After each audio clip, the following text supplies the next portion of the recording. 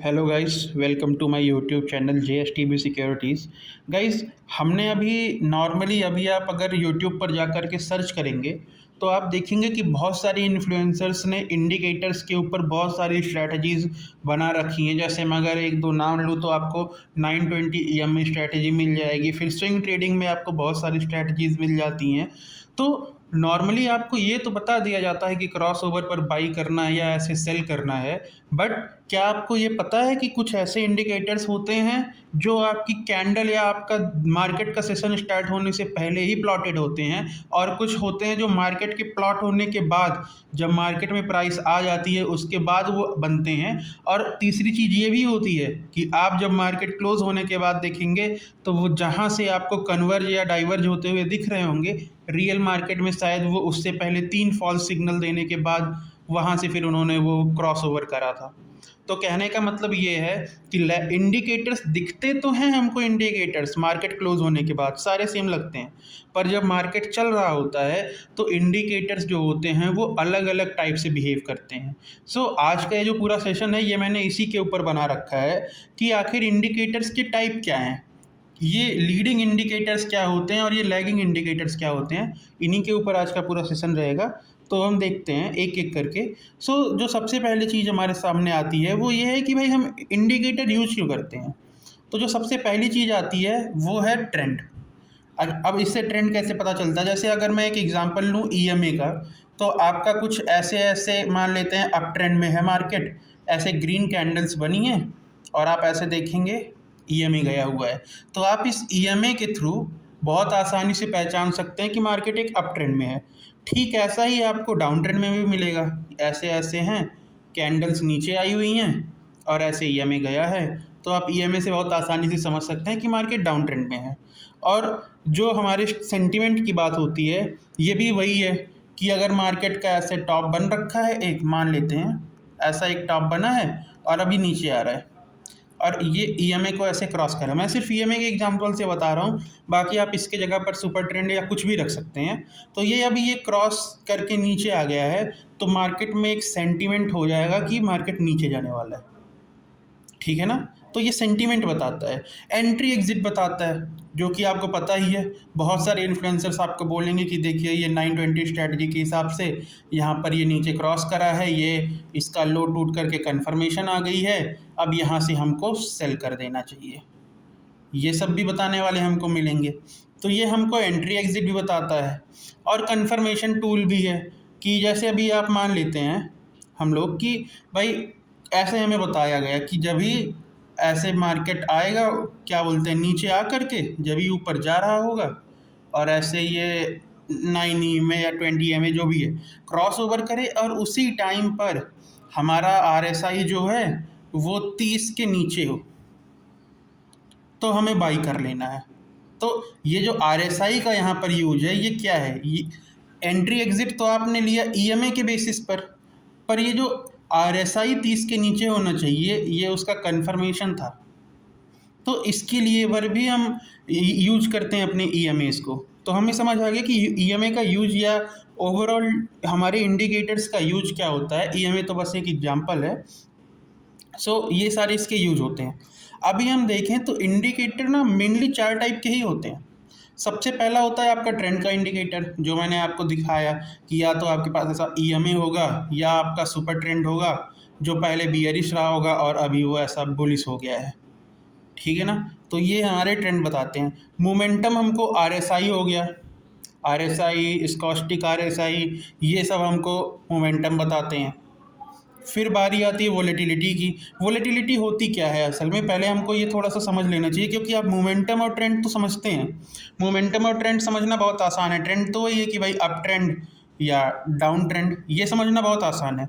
Momentum क्या होता है कि अगर बहुत तेज़ी से ऊपर जा रहा है तो मोमेंटम ज़्यादा है, अगर धीरे धीरे ऊपर जा रहा है मोमेंटम कम है। ये दो चीज़ें तो हमें नॉर्मली समझ आ जाती हैं। जो चीज़ें हमें नहीं समझ आती हैं वो है वोलेटिलिटी। हो सकता है आपको पता हो, बट मैं just for the sake of explanation मैं आपको बताऊं कि क्या होता है। तो अगर हम देखें वोलेटिलिटी, मान लेते हैं अभी तक मार्केट में ऐसे छोटी छोटी छोटी कैंडल्स बन रही हैं, तो ये है कि वोलेटिलिटी कम है। अचानक से मार्केट में बड़ी बड़ी कैंडल्स बनने लगी। इसका मतलब हो गया कि मार्केट की वोलेटिलिटी बढ़ गई है, लेकिन इसका ये बिल्कुल मतलब नहीं है कि मार्केट में ट्रेंड आ गया है या मोमेंटम आ गया है। ये दोनों से अलग है। कैसे, हम वो भी समझते हैं। मान लेते हैं कि जो ये हमारी बड़ी बड़ी कैंडल्स बन रही हैं, ये एक ही जगह पे बन रही हैं। आज ऐसे एक ग्रीन बनी, ऊपर को गई, यहाँ क्लोज हो गई। कल यहाँ से भी एक ऐसी बड़ी कैंडल बनी, ये नीचे आके क्लोज हो गई। परसों फिर यहाँ से एक बड़ी ग्रीन बनी, फिर अगले दिन एक ऐसे नीचे आ गई। तो कैंडल्स तो पहले के कंपैरिजन में मान लेते हैं, ऐसे पहले छोटी छोटी बन रही थी, तो इसके कंपैरिजन में तो कैंडल बड़ी हो गई, लेकिन क्या इसका कोई ट्रेंड है? नहीं है। इसमें मोमेंटम है? नहीं है। कुछ भी नहीं है, एक ही जगह पर बड़ी कैंडल्स बनने लगी। तो ये होती है वोलेटिलिटी। लास्ट चीज़ आता है वॉल्यूम। तो वॉल्यूम में हमें पता है कि नॉर्मली हम वॉल्यूम का इंडिकेटर लगाते हैं, या फिर हमारा ऑन बैलेंस ऑल वॉल्यूम होता है OBV, हम उसका यूज करते हैं। तो कोई भी इंडिकेटर हो, वो इन्हीं चार में से किसी न किसी एक में फॉलो करेगा। ठीक है। अभी जैसे ये वोलेटिलिटी के दो इंडिकेटर्स यहाँ पर लिखे हैं, बॉलिंजर बैंड और ATR। आप कैसे समझोगे कि ये वोलेटिलिटी के इंडिकेटर है? जो भी वोलेटिलिटी के इंडिकेटर होते हैं ना, वो हमेशा जो हमारी प्राइस होती है, कैंडल होती है ना, उसको घेरने की कोशिश करते हैं।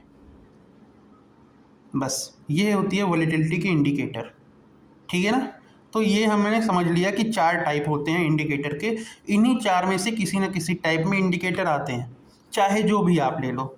अब हम आगे बढ़ें तो आगे है कि भाई ये सिग्नल प्रेडिक्ट कैसे करते हैं। ठीक है ना। अब देखो, जो हमारे लीडिंग इंडिकेटर्स हैं, ठीक, जो भी हमारे लीडिंग इंडिकेटर्स हैं, ये ना हमारे लिए प्रेडिक्शन करते हैं। जैसे अगर आपको देखो, मार्केट में ऐसे मान लेते हैं ये RSI का बॉक्स है। ठीक है। ये हमको RSI का बॉक्स दिया है। ऐसे ऐसे RSI पहले ऊपर गई थी, अब नीचे आ रही है। और ये 30 का जो लेवल बन रखा है मार्केट में, RSI उसके नीचे आ गई है। तो नॉर्मली अब हम क्या समझते हैं कि अब यहाँ से एक मार्केट में मूवमेंट आने वाला है ऊपर की साइड में। ये हमें कहाँ से पता चला? RSI को देख करके हमने प्रेडिक्ट करा। देखिए यहाँ पर मैंने लिख रखा है, ओवरबॉट और ओवरसोल्ड के जोन होते हैं। तो इसमें ये नहीं होता कि जब ही ये ऐसे आएगा और इसको ब्रेक करेगा तो बाई करेंगे। रिएक्ट नहीं कर रहे हैं हम। जैसे ही ये 30 के लेवल के नीचे RSI आई, हम मान लेते हैं कि अब मार्केट बहुत ज़्यादा ओवरसोल्ड हो गई है, मार्केट अब यहाँ से ऊपर जाएगी। कहने का मतलब, मार्केट के मूव करने से पहले ही हम लोग अपनी प्रेडिक्शन बना लेते हैं। ठीक यही चीज़ स्टोचस्टिक ऑसिलेटर में होती है। इसमें क्या होता है कि दो दो RSIs लगी होती हैं, ऐसे ऐसे। ठीक है ना। तो जब ये ऊपर जा कर के एक दूसरे को नीचे तोड़ देती है, तो हम मान लेते हैं कि भाई इस टाइम पे मार्केट का भी टॉप बन गया है। कहने का मतलब ये है कि हम प्रेडिक्शन कर रहे हैं यहाँ पर। ठीक। तीसरा CCI भी यही काम करता है, फिबोनाची भी यही काम करता है। जैसे ऐसे एक मार्केट ऊपर गया और ये नीचे आ रहा है, हमने यहाँ से यहाँ तक एक फिबोनाची ड्रॉ करी और ये उसका 0.618 और 0.5 का लेवल बन गया। तो हम पहले ही प्रेडिक्ट कर लेते हैं कि मार्केट यहाँ से फिर ऊपर चला जाएगा। ठीक है ना। तो ये जो हम प्रेडिक्शन कर रहे हैं ना, बिना किसी कंफर्मेशन के, मार्केट आया और हमने प्रेडिक्ट कर दिया कि अब ऐसा होगा, तो ये जो हम पहले ही मार्केट के मूव करने से पहले ही जो हम प्रेडिक्ट करते हैं, ये सारे इंडिकेटर्स हमारे लीडिंग इंडिकेटर्स होते हैं। ठीक है, समझ आई बात? बाकी अभी जब मैं आपको लैगिंग बता दूंगा, फिर आपको डिफरेंस काफ़ी अच्छे से समझ आ जाएगा। आगे बढ़ते हैं। ये हैं हमारे लैगिंग इंडिकेटर्स। यहाँ पे अगर हम देखें तो हमको ऑप्शन पहला दिखता है EMA और SMA का। क्या है ये? आपको मैंने अभी अभी बताया कि ऐसे ऐसे कैंडल्स बन रही हैं ऊपर की साइड, ये नीचे से EM में जा रहा है। ठीक है ना। पर आप बताओ, क्या आप यहाँ पर देख के कुछ समझ सकते हो? नहीं। जैसे हम क्रॉसओवर को ट्रेड करते हैं, ठीक है ना, मान लेते हैं ऐसे ऐसे गई, ये कैंडल गई टॉप पर और यहाँ से नीचे आ रही है। ठीक है ना। ये एक हमारा 10 EMA है और ये एक हमारा 20 EMA है। सॉरी, ये यहाँ से ये भी नीचे ही आ रहा है। तो यहाँ पर ये क्रॉसओवर हो गया है, लेकिन ये क्रॉसओवर पहले नहीं हो जाएगा। पहले मार्केट नीचे आएगा, उसको रिएक्ट करते हुए ये क्रॉसओवर होगा, ठीक है ना। ऐसा नहीं है जैसे आरएसआई में क्या होता है कि मार्केट अभी टॉप बना ही रहा होता है ये वाला, तभी हमारी आरएसआई अपने आप वो 30 के नीचे आ जाती है, तो हम शायद वो आरएसआई 30 के नीचे यहीं आ जाए, तो हमारी प्रिडिक्शन यहीं से स्टार्ट हो जाती है कि मार्केट अब ज़्यादा देर ऊपर सस्टेन नहीं करेगा। जबकि वहीं पर एक ईएमए के केस में क्या होगा कि हमारा ईएमए ऐसे ऐसे मार्केट ऊपर गया, ऐसे नीचे आ गया, ऊपर है नहीं नीचे आ गया, तो ये 10 ईएमए ऐसे रहेगा, 20 ईएमए ऐसे रहेगा, तो जब ये नीचे आ जाएगा तब यहाँ पे क्रॉसओवर होगा, मतलब ये हम रिएक्ट कर रहे हैं, अब हम प्रेडिक्ट नहीं कर रहे हैं, अब हम रिएक्ट कर रहे हैं, तो ये एक डिफरेंस होता है। दूसरा देखें एमएसीडी में भी सेम है कि आपको नीचे एक अलग से बॉक्स मिल जाएगा, वहाँ पर एमएसीडी ऊपर जाएगा जब मार्केट ऊपर जाएगी, एमएसीडी नीचे आएगा मार्केट नीचे आएगी, और हम इसके बेसिस पर कि ये अपने आप को तोड़ रहा है फिर नीचे आकर के ऐसे तोड़ रहा है, इस क्रॉसओवर के बेसिस पे हम ट्रेड करते हैं। पर ये प्राइस से रिलेटेड होता है, पहले प्राइस मूव करेगा, उसके बाद उसमें होने वाले क्रॉसओवर्स को देख करके ही हम ट्रेड करते हैं। या फिर पैराबॉलिक एसएआर हो गया, ये सारी चीज़ें जो होती हैं ये सब हमारे लैगिंग इंडिकेटर्स में आते हैं, जो हमारे ट्रेंड को कंफर्म करने के काम आते हैं। यहाँ पर हम रिएक्ट कर रहे होते हैं, प्रेडिक्ट नहीं कर रहे होते हम, ठीक है ना। अब देखो दोनों में डिफरेंस क्या होता है, ये जो इंडिकेटर होता है हमारा, ये हाईली मतलब क्या बोल सकते हैं कि इनका जो भी सिग्नल आता है वो उनके सही होने के चांसेस काफ़ी हाई होते हैं, ठीक है ना। लेकिन ये लेट सिग्नल होते हैं, क्यों, पहले मार्केट ऊपर गया नीचे आया क्रॉसओवर हुआ, अब सिग्नल मिला, तो शायद हमको सिग्नल लेट मिले और हम अपना टॉप मिस कर दें जहाँ से हमको ट्रेड में घुसना चाहिए था। लेकिन अगर हम वहीं पर यहाँ पर हम प्रेडिक्टिव सिग्नल्स को देखें जो हमारे लीडिंग इंडिकेटर्स होते हैं, तो ये हमको ट्रेड में हमेशा अर्ली एंट्री दिलाता है। लेकिन हो सकता है कि अभी आरएसआई 30 के नीचे तो आ गया, मैं सिर्फ आरएसआई के एग्जांपल से बता रहा हूँ कि आरएसआई 30 के नीचे आ गया, पर हो सकता है ये और भी नीचे जाए ना, और सेम टाइम पर मार्केट ऊपर जाता जाए, जो शायद आपने यहाँ टॉप सोच के रखा था शॉर्ट करने के लिए, मार्केट उससे भी ऊपर चला जाए, तो यहाँ पे फेल होने के चांसेस बहुत हाई होते हैं, ठीक है। दूसरी चीज़, जो हमारे ये प्रेडिक्टिव सिग्नल्स होते हैं ना, इनमें रीपेंट का जो ऑप्शन होता है, रीपेंट आपको शायद पता हो या ना पता हो, इनमें रीपेंट नहीं होता। रीपेंट क्या होता है कि जैसे मैं आपको इसको ईएमए के साथ समझाता हूँ कि मार्केट ऐसे ऊपर गया, ठीक है, मान लेते हैं ये मार्केट था, ये ऐसे ऐसे ऊपर गया, सॉरी मैं जहाँ लिखा है वहीं पर लिख रहा हूँ, और अब वापस नीचे आ रहा है, तो ये 10 वाला ईएमए ऐसे था, ये 20 वाला ईएमए ऐसे था, और ये हल्का सा हमको क्रॉस होता दिखाई दिया। नॉर्मली हम क्या करेंगे, हम यहाँ पर ट्रेड उठा लेंगे कि हाँ भाई हमको ये शॉर्ट कर देना है यहाँ से, ठीक है ना, हमने शॉर्ट कर दिया। बट हो सकता है कि फिर मार्केट ना यहाँ से ऐसे ऊपर चला जाए, ठीक है ना। और जब ये मार्केट, अब मैं इसको आपको फिर से ड्रॉ करता हूँ कि जब आप शाम को आकर के देखेंगे ना कि हुआ क्या था, जब आप ये चीज़ शाम को देखेंगे तो आपको दिखेगा मार्केट क्लोज होने के बाद कि ये ऐसे ऊपर गया था, ऐसे नीचे आया था, और फिर ये ऐसे ऊपर चला गया, ये हमने मार्केट बना दिया। फिर हमें क्या दिखेगा ना, ईएमए, कि अगर हम 10 ईएमए की बात करें वो हमको ऐसा दिखेगा, और हमको दिखेगा ना कि ये जो हमारा 20 ईएमए है ये ऐसे एकदम क्लोज आया था, लेकिन इसी के नीचे नीचे नीचे नीचे गया है। वो जो हमें क्रॉस ओवर यहाँ पर उस टाइम पे होते हुए दिख रहा था ना, वो हट जाएगा। तो इसीलिए जब भी कोई आपको ट्रेडर बोले या कोई भी आपको बोले कि ऐसे क्रॉस ओवर पर ट्रेड करना है, देखो आप जाके बैक टेस्ट करो, आपको हमेशा प्रॉफिट मिलेगा, इतने % का रिटर्न है, उतने % का रिटर्न है, तो वो आपसे एक बहुत बड़ी चीज़ छुपाता है जिसका नाम है रीपेंट। इसके नाम में ही लिखा है रीपेंट, ये आपके इंडिकेटर को रीपेंट कर देता है। इसीलिए कभी भी जो आपके लैगिंग इंडिकेटर्स होते हैं उनको दिन ख़त्म होने के बाद नहीं देखना चाहिए कि उन्होंने कैसा परफॉर्म करा, क्योंकि वो तब हमेशा आपको अच्छा परफॉर्म करते ही दिखेंगे। और अगर आपके दिमाग में ऐसा कुछ आ रहा है, देखो एक टाइम था जब मुझे भी ऐसे कोई यूट्यूब पे बता देता था कि ऐसे 920 के क्रॉसओवर पे हम ट्रेड करेंगे, तो मुझे लगता था कि होली ग्रेल यही है। क्यों? क्योंकि जब मैं मार्केट में जाके बैक टेस्ट करता था तो मेरा हर ट्रेड सक्सेसफुल होता था, या अगर लॉसेस होते भी थे तो बहुत छोटे लॉसेस होते थे। लेकिन विद द टाइम मुझे समझ आया कि ये कितना बड़ा लाई है, ये आपसे झूठ बोला जा रहा है, क्योंकि मार्केट में रीपेंट होता है। जब आप रियल मार्केट में ट्रेड करने पहुंचेंगे तो आपको दिख रहा होगा कि अरे क्रॉस ओवर हो रहा है, ये देखो ये ऐसे क्रॉस ओवर हो रहा है, मुझे ट्रेड लेना चाहिए। फिर मार्केट यहाँ से ऊपर चला जाएगा, ये क्रॉस ओवर होगा ही नहीं, ये ऐसे ऊपर निकल जाएगा।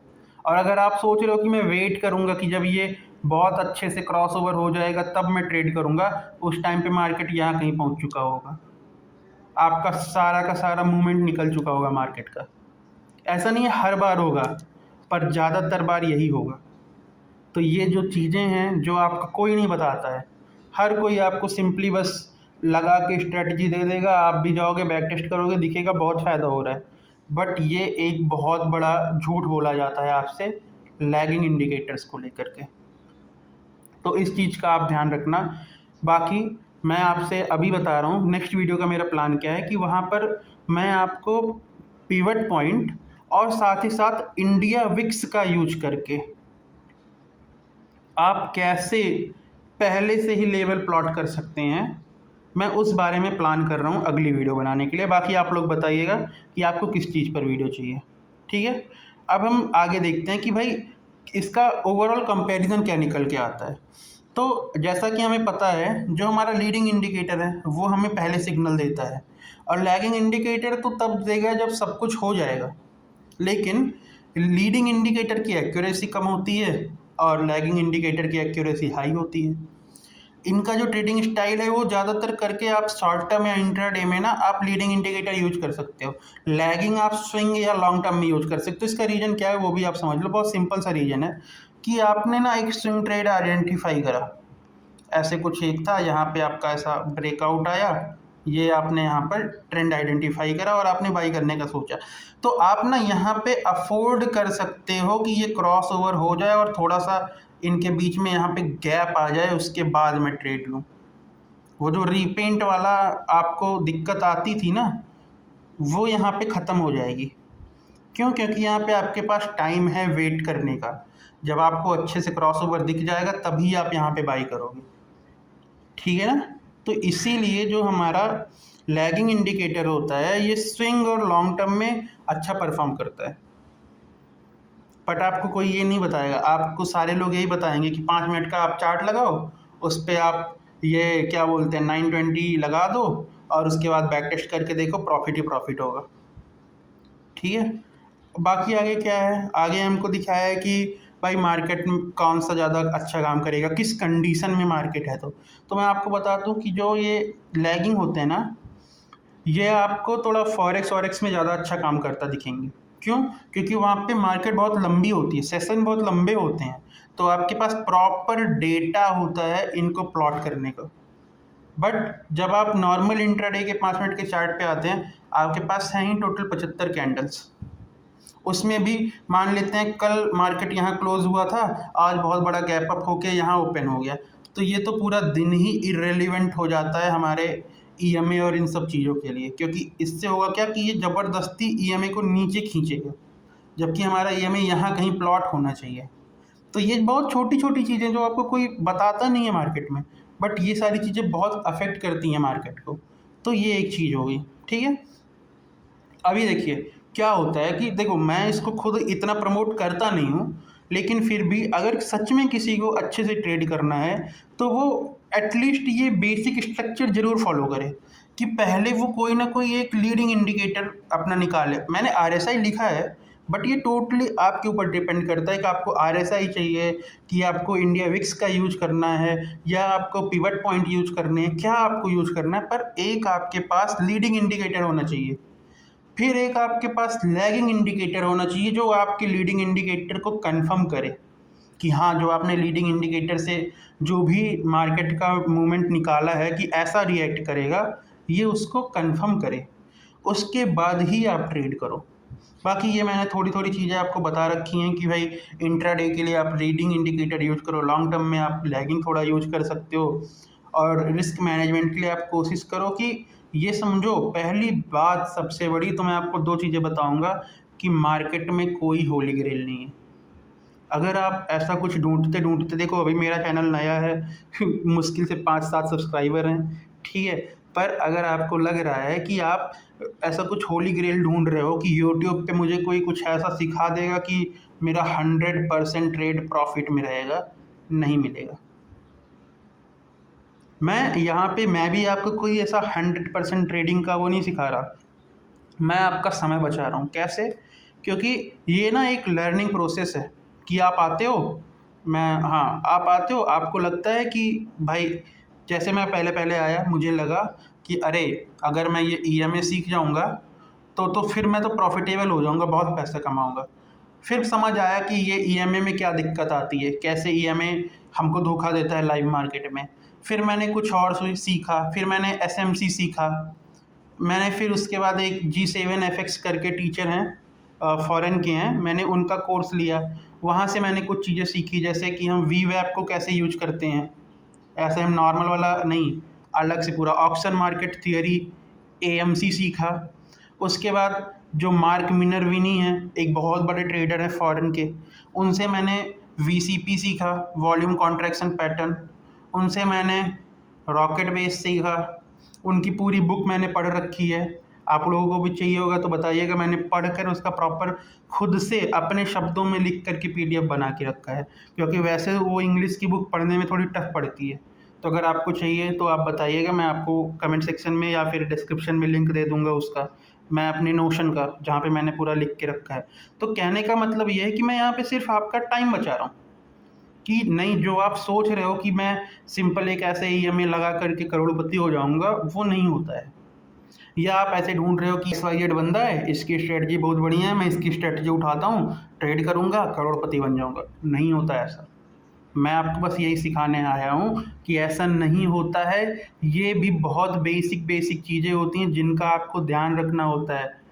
आपको यूट्यूब पे सर्च करोगे, मिलेगा लीडिंग और लैगिंग इंडिकेटर, ठीक है, बट आप देखोगे कि जहाँ अगर किसी ने नाम में डाल दिया स्ट्रेटजी, उसके अगर सेम बंदे के उस पर 1 लाख व्यूज़ हैं, और अगर उसने ऐसा कुछ इन्फॉर्मेशन की वीडियो डाल दी, उस पर आपको 10,000 व्यू मिलेंगे बस। तो कोई बनाता भी नहीं है। पर मैंने इतने अलग अलग जगहों से इतनी चीज़ें सीखी हैं, खुद ट्रेड कर रहा हूँ। हाँ, ये अलग की बात है कि अभी मैं भी प्रॉफिटेबल हूँ, पर ऐसा नहीं कि कुछ बहुत ही छप्पड़ फाड़ बहुत ज़्यादा पैसा कमा लिया है, मेरे पास बहुत बड़ी बड़ी गाड़ियाँ हैं, ऐसा कुछ नहीं है। एकदम नॉर्मल ट्रेडर हूँ। लेकिन हाँ, मैं आपके कम से कम 3 से 4 साल बचा सकता हूँ मार्केट के। जो आप ये उल्टे सीधे लोगों के पीछे पड़ पड़ के अपना टाइम ख़राब करोगे, वो मैं आपका बता सकता हूँ। बाकी देखते हैं, नेक्स्ट वीडियो फिर लेकर के आऊँगा मैं, तब तक के लिए टाटा बाय बाय।